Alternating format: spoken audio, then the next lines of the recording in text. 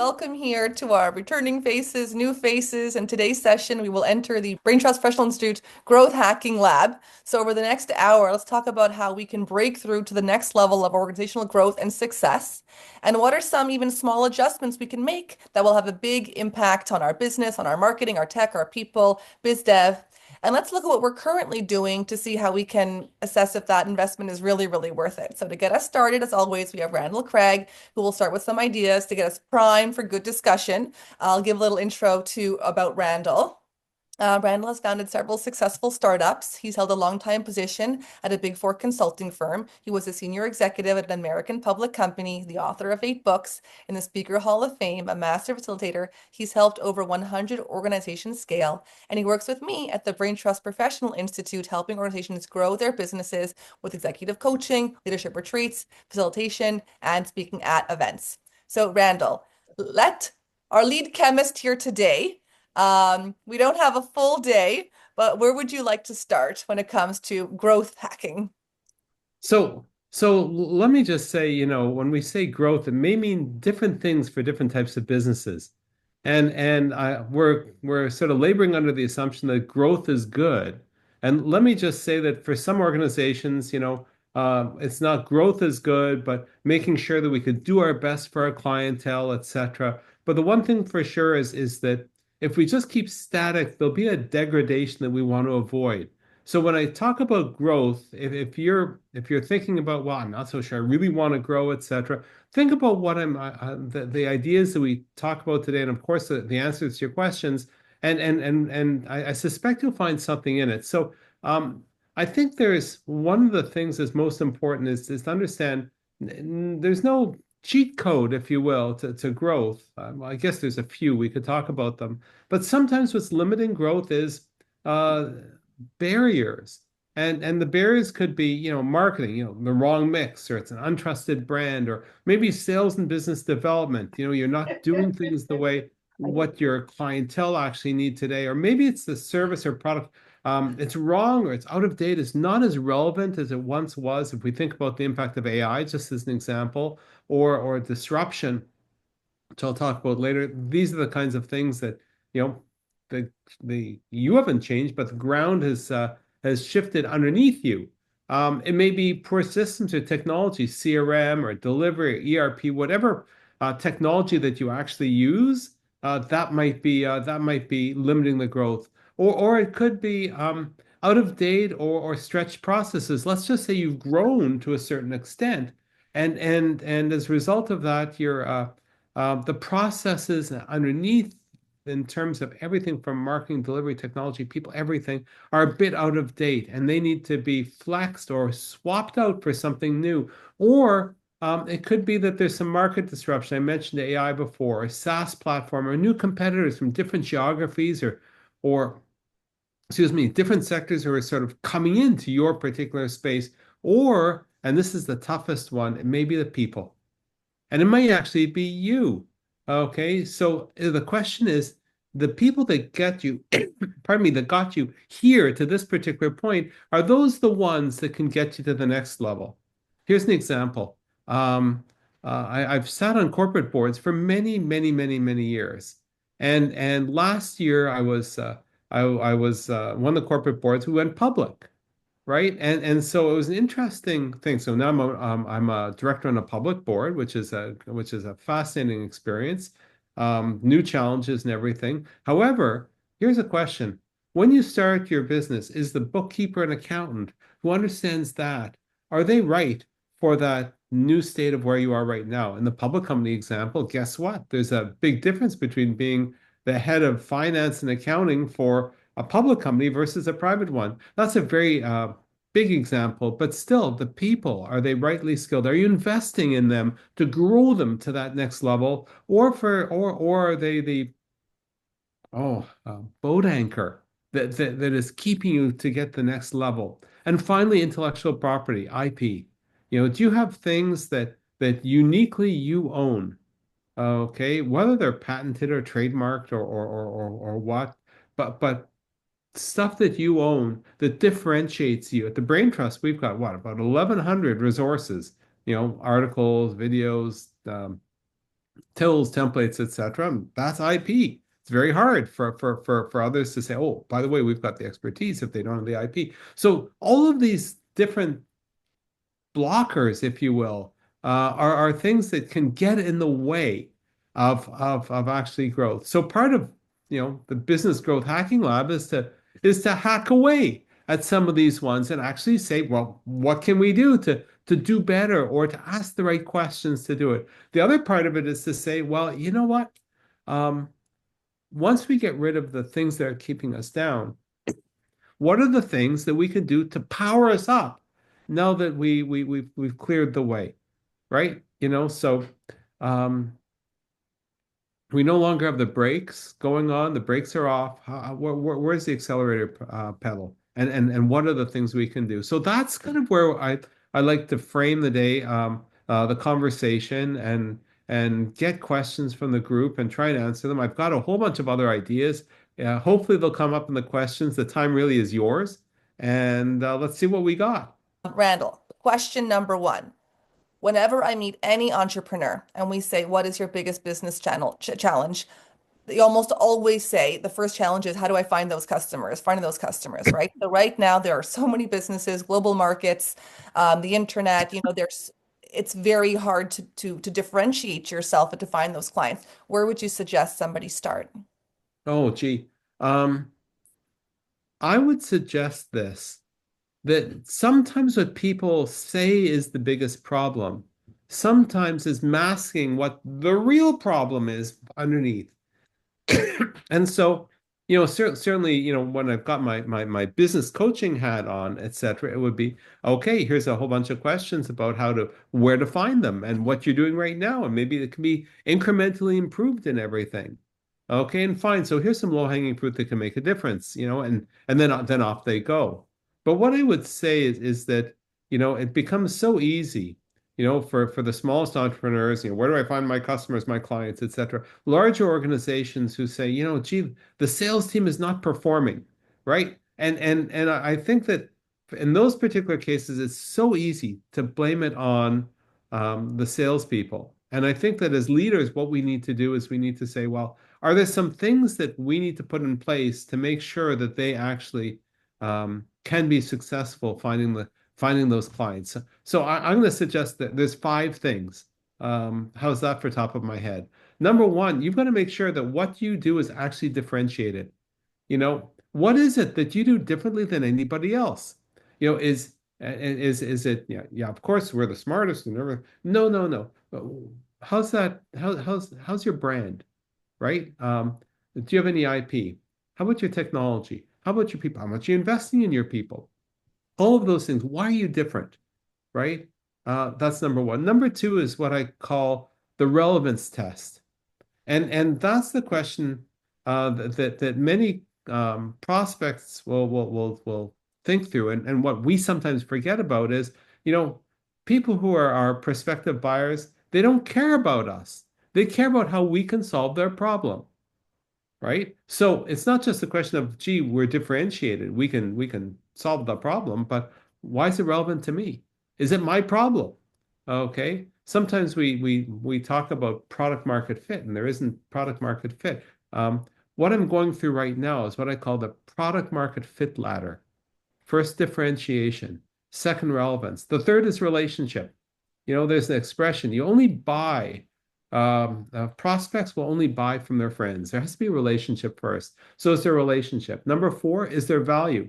Because even if there's a product that does the job, it's relevant, there's a relationship.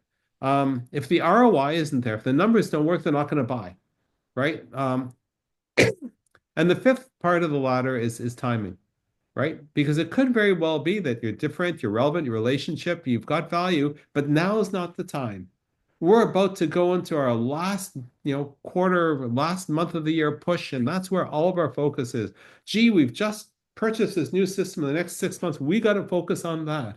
Gee, we've got a new CEO, executive director, and they just need to make sure the team is right. So we're not going to purchase your stuff right now. We love it. It's great value. We trust you, good relationship. It's relevant, okay, but now is not the time. It's not a no, it's just not yet. So this product market fit ladder, if we sort of have each one of these steps in place, then the question of where do we find our clients, where are our prospects, becomes a vastly more relevant. Because you could say when you're doing that business development job, okay, um, what are my discovery questions? When I'm meeting somebody, what am I asking them? Okay, when I'm trying to understand about their problem, excuse me, the questions that you ask will be very different if you follow the product market fit ladder compared to if you don't, right? During the discovery, you could quickly determine, okay, is this a good fit? Is this not a good fit for us? Okay, should we do what I call drip marketing, nurture marketing? Because what happens if they say timing is not right, it's not now? Well, listen, it's a good fit. They are somebody that will buy. Okay, so what can you do to keep in touch with them on a periodic basis? Once every 4 weeks, 6 weeks, 8 weeks, you've got to figure out what the right cadence is for any particular one. Okay. And if it's not a good fit, if it's not a question of time, and what can you do on the value side? If it's not value, what can you do to build the relationship? If it's not a relationship, how do you discover more early whether there's relevance, right? And so on. So that's a great question, right? And this heavy lifting is something that management, the leadership does, not the sales team or the biz dev person, etc. If you get this stuff right, the product market fit ladder right, then it becomes a million times easier to identify and to sell and to find them. More in finding if you want more. So, I'll move it over to Bonnie, who asked a question here. Beyond revenue, what are some key metrics or indicators that entrepreneurs should track to measure the overall health and growth of their businesses? oh gee. Well, I certainly think that gross margin is one of them. I think one of the interesting things is how a business is doing, how well a management is able to do relative to its forecasts and budgets, right? Um, I think the question of answering the money now versus money later question is an important one. Okay, so what is the business doing to make money in 2 or 3 years from now, not just the next quarter? And we certainly see in large organizations that's a big one. Um, I think that if we take a look at what the strategic plan is, right, and you could think of what the elements of that particular strategic plan are, what you should do is you should measure attainment towards the particular objectives, right? So if one of the strategic plan is to hire and retain the best, what's the retention rate, right? What kind of churn is there with respect to your employees, right?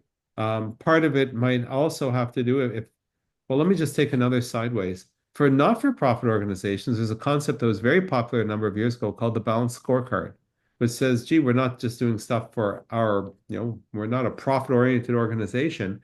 We also have some other types of scorecard things that we actually do with respect to the community or with respect to overall society or more driven by the mission, if you will. So those might also be for an entrepreneur something that you might wish to do. But you know what? Listen, if you're not able to bring the dollars in, it's very hard to accomplish any kind of mission. So um, whether you're looking at days receivable, for example, how long it takes to collect receivables, whether you're looking at some of the trends, that's also particularly important. If we're thinking about purely from a business development perspective, it's taking a look at the funnel, if you want to use that term, and see how long it takes for different prospects to move from one stage to the other, to the other, to the other, and what percentage conversion you get on each stage of the business development process. I think one of the newer ideas that I think is fascinating is the question of the client journey, the customer journey, the buyer journey, and to say, okay, what happens at each of these touch points? And are there some specific metrics that'll kind of make a difference? I think the question of market research and getting some understanding of where some of those friction points are for the clients, members, whoever it is that your stakeholders are. I think getting some of those metrics. Now, I'm just expanding a little bit on some of these because there's some of the non-financial metrics. Okay, but it assumes that what you're doing in terms of financial metrics are ones that are important. Okay, good question, Bonnie. Thank you.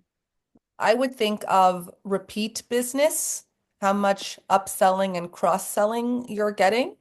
And also, we talk referrals, Randall, because this speaks to the quality of your work, especially if you're managing other people, are you getting referrals from them?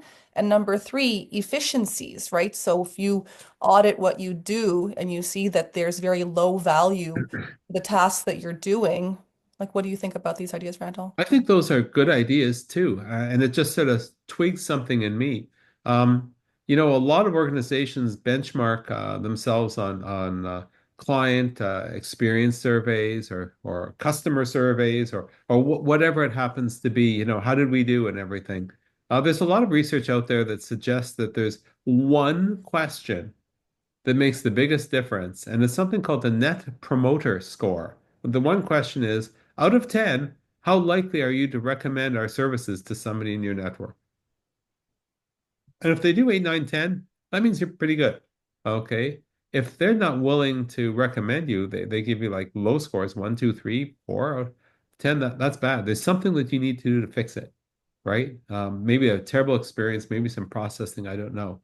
Um, the soft middle, which is called, you know, 5, 6, 7, 4, 5, 6, that kind of area. That kind of area is what I call the zone of complacency because we think, oh, okay, that's fine, nothing wrong. But what it means is that you're missing an opportunity to move those people from people who are very vanilla about you to if you delight them in a particular way or address whatever it is that makes them vanilla, they would refer you more and they're going to be a lot happier. So that's what to do with the Net Promoter Score. But in terms of saying, well, how does the NPS, the Net Promoter Score, actually change over time?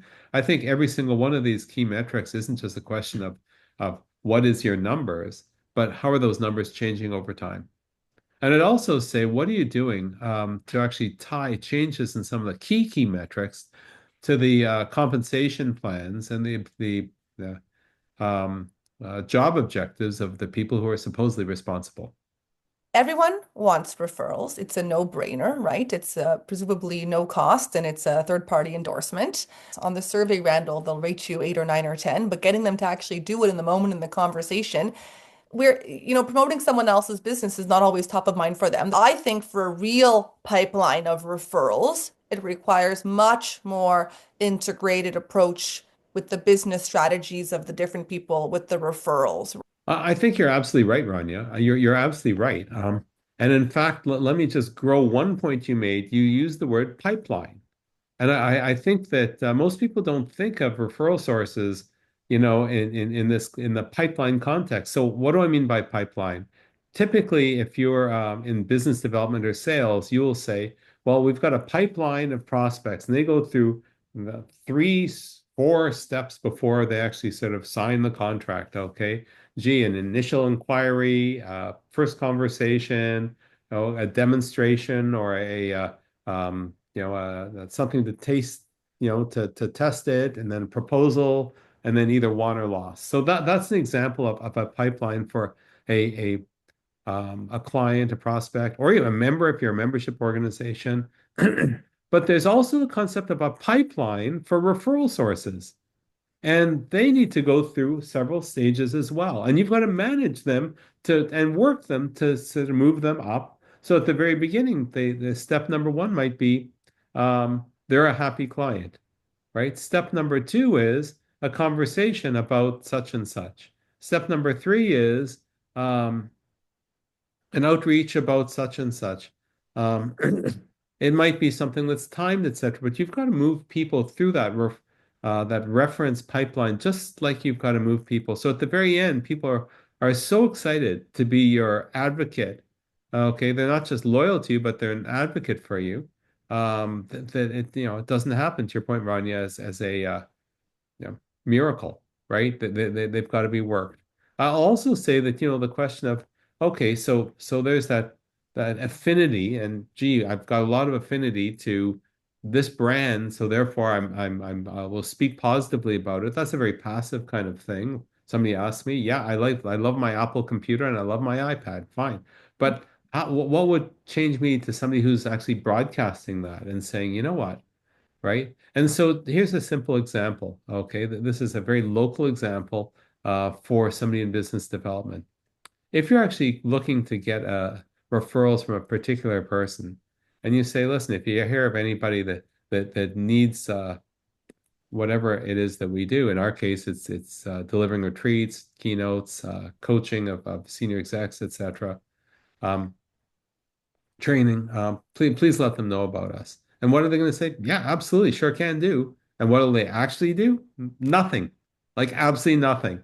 But if somebody happens to say, do you happen to know somebody who does such and such? They'll say, yeah, Brain Trust Professional Institute, call Ronnie or Randall. They'll have a good conversation. Oh boy, that's nice when that happens. But um, how can you make it happen? Right? And here's some suggestions. What if you actually went to the person and said, you know what? I've really enjoyed working with you. I'm just wondering if there's anybody that you happen to know that needs to know about the work that we do, the important work that we do. And they will say, well, how about Pat Smith? And what about Jamie Brown? And what about this person? Well, maybe they might come up with a name. But what if you say, you know something? Doesn't sound like you anybody comes to mind. I've looked at your LinkedIn profile. It looks like you're connected with so and so and so and so. Would you feel comfortable making doing an introduction to for the two of us to that person and to this person? Well, this is where the rubber hits the road. The answer is yes, not a problem. Happy to do so. Okay. Would it be helpful if I sent you a bit of a profile about the kind of stuff we did? Or um, can you tell me a little bit about what is it about them that, and then you get the the conversation getting started so that they're prepped to actually make that introduction in a way that's helpful to you, right? So for example, for many years I taught karate, right? And if I went to one of my fellow black belts and said to them, you know something, I'm a keynote speaker, I facilitate leadership retreats, and I do coaching of senior leaders. Is there anybody that you know, and ask them the question for the referral? All they know me as is a black belt karate instructor. They don't know me as an expert in training and leadership and all those other things. So, I've got to find a way to actually have that black belt see me in a different context and understand the value. Because only then will that person be able to go to the network and say, you know something, there's somebody I've known for many years. I trust them very intimately, and recently found out he's in the business of such and such. And I think you guys should have a conversation. Always great to have two smart people having a chance to meet, right? This is very different. And so when I talked about the pipeline of what you do, well, guess what? The referral sources need to know everything that you do. It's funny when Ronnie and I show up at a retreat and we're facilitating the retreat, that's what they think. Oh, these people are good doing retreats. Yet on the other hand, if I'm doing a keynote at this big conference, they say, oh, that guy's a great keynoter. But the keynote people might not know that we do retreats. The retreat people might not know that I'm in the Hall of Fame as a you know, business speaker, right? So the question of prepping the referral sources, they know what they're selling, if you will, and helping them by making some suggestions as to who. The other thing you can do is you can say, well, listen, let me look at their LinkedIn list and I can actually reach out to people directly. So you look and you see, oh boy, so and so is a common connection. So and so knows Bonnie Zink and Jenny DeFoy and Cindy Simpson and all these other people, etc. Why can't I call up um, Bonnie and say, well, listen, I'm reaching out to so and so. Do you know them? Can you tell me anything about? So anyway, that is a very long answer to what I thought was a very good question. Thank you. It's funny you describe it as a long answer. I congratulate you for cutting yourself off because I know Randall can pull these things out all day. Wait, I want to talk about social media, okay? There are a lot of unproductive misperceptions about how businesses should use social media, right? We talk to entrepreneurs who think the goal is just to post, have the calendar, have the schedule, just create stuff, create stuff. We talk to people all the day who think the goal is the engagements, the likes, the shares. The only metric that matters is conversion. We are in business, right? So, can you share with us, maybe, help us wash the slate clean? What are some healthy perspective that we can have on how to use social media strategically and with purpose? Yeah, that's a good one, and I've actually written a few books on that topic. Okay, we don't do social media consulting anymore, but I think from a business growth and business growth hacking perspective, if you're a B2C company where your job is to sell stuff, there's a real business case to say, hey, between advertising, social media advertising, and everything, that's how we're going to get that incremental sale, right? In the B2B world, which is where we spend most of our time, B2B and some of the not-for-profit association work we do, it's not a question of saying, okay, let's just like pound out content. It's got to be relevant content. Does it differentiate you? Is it relevant? Okay. Does it start to build relationships? Is there the value question? It's kind of free. It's out there, etc. By the way, notice that this is the product market fit ladder once again, right? So that's kind of the other thing. What I would also say is, what's the purpose of actually doing the post? Is it just to build awareness? Hey, we're here. Is it to drive preference? Hey, we're the best at what we do, right? You should trust us to do this. Is it to induce trial? Hey, please join us at our informed decisions, leadership Q&A session, etc. And you could taste the chocolate of what it's like working with Randall and Rania and everything, right? Notice, by the way, there isn't an offer here where if you just click on that button, you get 30%. No, that's not what this is. This is called, let's actually open the kimono and share kind of the real people and the real ideas and everything. So is it that? Is it to drive somebody to sign up, like in a B2C kind of sense? So the question of just pounding stuff on social media, no one's got the time and the effort. And if you're listening to this, you're probably thinking, well, you know what, I can use AI to pound out content at scale. The problem is that's not your content, okay? And you can usually tell very, very easily when it's kind of AI-ified. I want chat Ronnie and I want chat Randall and I want chat Shayna and chat Jenny and chat Ursula and all these other people. Okay. And those original ideas that are in context, right? And so the spray and pray approach sort of left us years ago.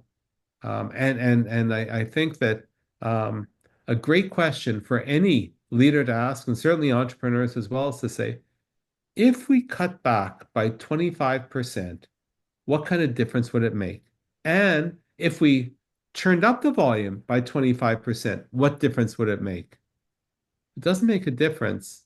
There's no strategic reason for doing it. Then why are you doing it? Now, some people may be thinking, well, 1 second, Randall, you seem to have been doing a tip sheet for like decades on business growth, decades and decades. Does that make it, what if you just did it like 3 weeks a month rather than four? Well, maybe there's a bit of ego in there. Okay. But, my original thought, yeah, Ronia's laughing. Okay. My original thought was, you know what? I'll write a page every week. And then after 3 years, 4 years, I'll have 150, 200 pages. And that's another book.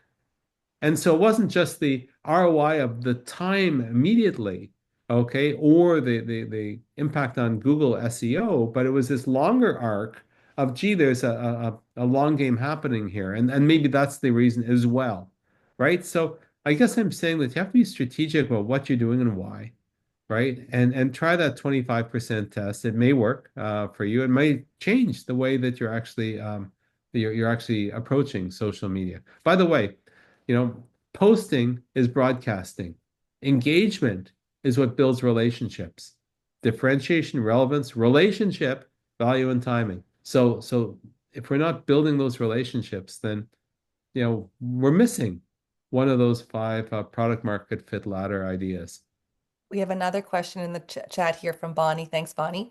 How do you feel LinkedIn recommendations help growth? Is it a good idea to write my own recommendations and send it to other people to post? I find that when I write it myself, it addresses the topics and performance that I want to highlight. What do you think? Ah, it's not for me. Okay. And so I would say, hey, listen, if this is what you want to do, write recommendations for other people. You do you, and I'll do me. Let me tell you why I think that it's not a good idea. Pardon me. Um, if somebody's going to give you a recommendation and they say to you, I have no idea what to write, then that's likely what they're going to say when somebody calls them up or reaches out and says, well, what do you think about Randall Craig? I have no idea, right? On the other hand, if you can get them to put into words the essence of what makes you different, okay, or what impact that you had on them, oh my God, okay, you have no idea what's going to come out. Now, it's true. When I've asked past clients to do this kind of thing, I've got some duds, right? Things that are not particularly useful, but they did reflect from that particular person's perspective, the delight in the outcome of actually working with us, right? And so, fine, that's just one. But I've also had LinkedIn recommendations that I just couldn't possibly imagine that somebody would think what they thought, and I could not have wordsmithed what they said. You know, one of them. Randall is the smartest person I know. He has a unique ability to think strategically at 50,000 feet, yet get down to the details and find the one piece of the puzzle that will make the whole strategy work. That's the paraphrase. I could not possibly have written that. Oh my God, right? And same with some of the others. And so I think that when you actually write the recommendations for somebody else, yes, you're curating, okay, but what you're also doing is potentially missing an opportunity, right? And I think it's just a beautiful thing to do. Now, somebody sends you a LinkedIn recommendation, and it's a good idea to ask, right? Somebody sends you a LinkedIn recommendation, and they go on and on and on, and they're off topic, and there's typos in it, there's grammatical mistakes and everything. There's nothing wrong with actually going back and say, hey, listen, so appreciate this, love the long form. Like you're not going to snip it away. This is kind of what they thought. I noticed a typo in the second paragraph and a grammatical error in your first sentence. Um, I've just fixed it up and pasted below, same exactly the same except for those two fixes. Would you mind resubmitting?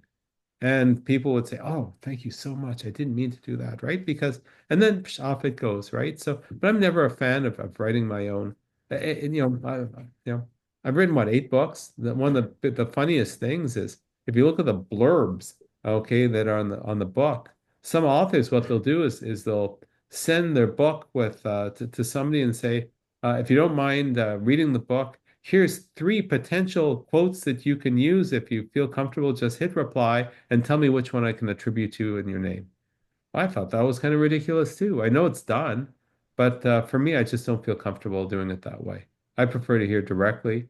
Also say that, LinkedIn recommendations I think are important. So is a website, right? Look at the Brain Trust Professional Institute website. But you know what?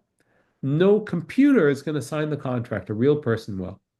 And they'll go to the website and yeah, they'll check LinkedIn and they'll say, okay, are these the kind of people that I actually want to do business with? Right? And they'll do their due diligence. Most of our work comes from referrals, and we like the idea of people checking out our website and perhaps listening to this recording, in fact, and saying, these are interesting people. The referral was a good one. I think we should meet them and possibly do business with them. So good questions. Let's pretend, we're going to pretend for a minute, that everyone here becomes Randall's next cohort and we do a group learning and we get coached by Randall and we get his encyclopedic knowledge of best practices and we're all doing all the things, okay? Not all organizations will grow equally. So if we put aside luck and put aside viral fame and put aside that none of us are going to work 24/7, talk to us. What helps organizations really pull apart from the pack? With that, we're going to break here. This part one of the sample of the Brain Trust Business Growth Hacking Lab. We'll pick up with more Q&A in part two. But if anything we talked about so far resonates with you, if you're curious about business growth coaching, how to align your team with training, if you're planning for a retreat or a conference, to reach out, we'd be happy to have a conversation and share resources. You can email us at info@randallcraig.com or book a call at www.randallcraig.net/30 and see you back for part two.